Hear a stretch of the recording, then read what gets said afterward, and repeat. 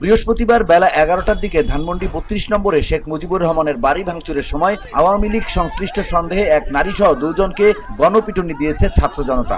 পরে তাদের তাড়িয়ে দেওয়া হয়। ধুলো, ময়লা ও ক্ষতিকর ধূলিকণা থেকে নিমিষেই মুক্তি দেয় চৌধুরী এয়ার পিউরিফায়ার। এর শক্তিশালী সাকশন ঘরের কোনায় কোনায় লুকিয়ে থাকা সকল ধুলা টেনে ফিল্টার করে এবং বের করে আনে নির্মল ও স্বাস্থ্যকর হাওয়া।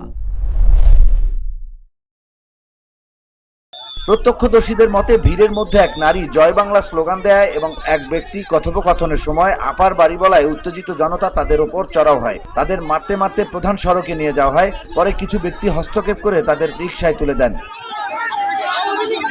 বুধবার রাতে বৈষম্য বিরোধী ছাত্র আন্দোলনের বুলডোজার মিছিল কর্মসূচি থেকে ধানমন্ডি 32 নম্বরে ভাঙচুর শুরু হয়। প্রথমে একটি ক্রেন ও দুটি এক্সকাভেটর দিয়ে বাড়ি ভাঙার কাজ চললেও বৃহস্পতিবার সকালে শুধু একটি এক্সকাভেটর দেখা যায়, যা পরে কারিগরি ত্রুটির কারণে বন্ধ হয়ে যায়। VOD Bangla news desk.